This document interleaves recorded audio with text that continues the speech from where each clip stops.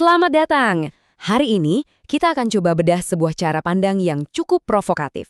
Sebuah sudut pandang yang melihat berbagai peristiwa di dunia ini bukan sebagai sesuatu yang terjadi begitu saja, tapi sebagai bagian dari sebuah pola sejarah yang katanya terus berulang. Oke, ini dia agenda kita. Pertama, kita akan kenalan sama sebuah struktur kekuasaan abadi. Lalu, kita akan bahas satu persatu 3 pilar utamanya. Fir'aun, Haman, dan Korun, menggunakan perspektif dari pengamat politik Dharma Pongrekun. Setelah itu, kita akan lihat gimana semuanya terhubung dalam sebuah permainan global, dan yang paling penting, di mana posisi kita dalam semua ini? Nah, ini dia pertanyaan mendasarnya. Apakah semua yang terjadi ini cuma kebetulan? Atau jangan-jangan ada sebuah cetak biru, sebuah pola lama yang terus dimainkan kembali dengan aktor dan panggung yang berbeda. Menurut sumber yang kita bahas, untuk paham apa yang terjadi sekarang, kita harus melihat ke belakang, ke sebuah struktur kekuasaan kuno. Inilah kerangka utamanya, sebuah konsep yang disebut segitiga dominasi.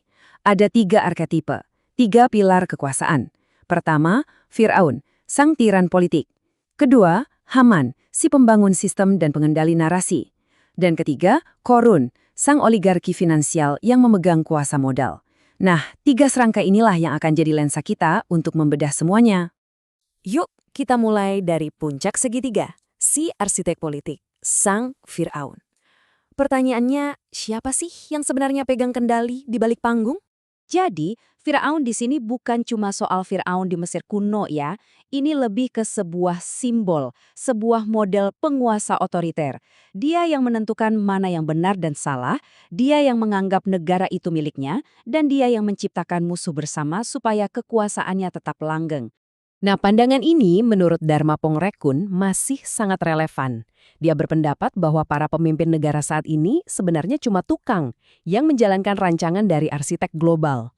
Sebuah perkumpulan rahasia kecil yang bikin negara seolah-olah berjalan dengan model autopilot, mengikuti skenario yang sudah ada. Oke, kalau Firaun itu arsiteknya, terus siapa dong yang membangun gedungnya? Siapa yang memastikan semua rancangannya berjalan di lapangan? Disinilah kita bertemu dengan arketipe kedua, Haman. Haman ini ibarat mesin di balik kekuasaan. Dia adalah para teknokrat, para ahli, para propagandis yang membangun sistemnya. Mereka yang menciptakan narasi di media, mereka yang memberikan pembenaran-pembenaran ilmiah, sehingga apapun kebijakan sang penguasa, semuanya jadi terlihat rasional dan sah. Salah satu contoh yang dia angkat adalah pandemi COVID-19. Menurutnya, semua itu hanyalah sebuah sandiwara besar, sebuah pertunjukan yang nggak mungkin terjadi kalau tidak ada institusi global seperti WHO yang mengelola dan tentu saja anggaran yang mendukungnya untuk mencapai tujuan tertentu. Coba kita lihat perbandingan ini.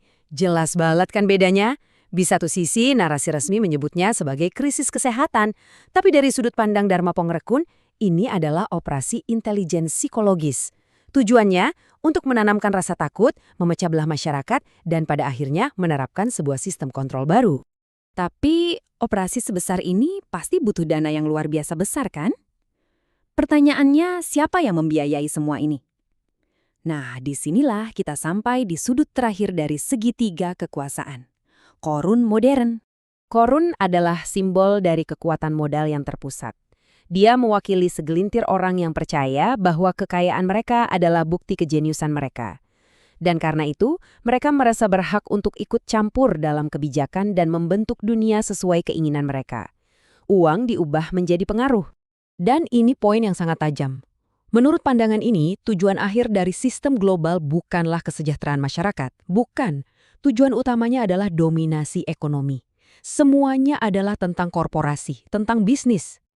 Untuk mendukung argumennya, dia bahkan mengutip angka konkret, 1.400 triliun rupiah, angka yang dia klaim hilang selama pandemi di Indonesia. Ini digunakan sebagai contoh bagaimana sebuah krisis bisa menjadi momentum untuk transfer kekayaan dalam skala yang masif. Oke, kita sudah punya ketiga pilarnya. Firaun si arsitek, Haman si manajer proyek, dan Korun si investor. Sekarang mari kita coba sambungkan semuanya dan lihat bagaimana skenario besar ini dimainkan. Jadi, cara kerjanya kira-kira begini. Pertama, si arsitek atau Firaun menetapkan agenda globalnya, entah itu kontrol digital atau agenda lainnya. Kedua, si sistem atau Haman yang mengeksekusi. Caranya dengan menciptakan krisis dan menggunakan institusi internasional. Dan ketiga, tentu saja, si finansier atau korun yang mendanai semuanya dan pada akhirnya dialah yang menuai keuntungan terbesar. Dan menurut pandangan ini, semua ini bukanlah rencana yang dibuat kemarin sore. Ada sebuah timeline jangka panjang.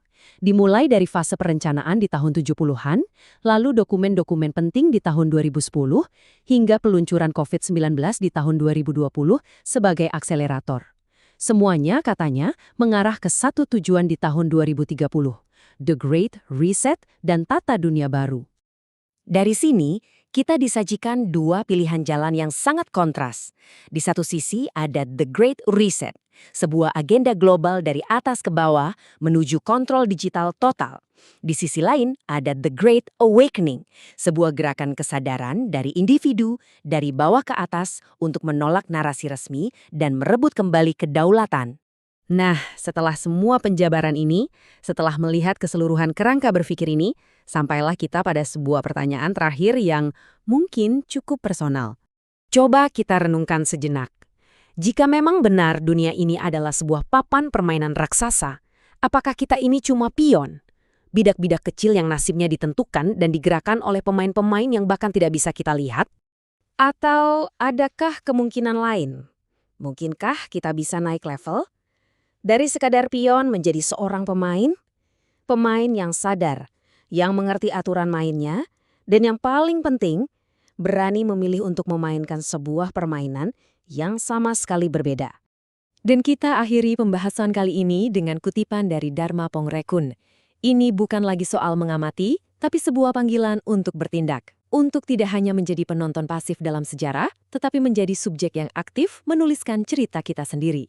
Terima kasih telah menyimak.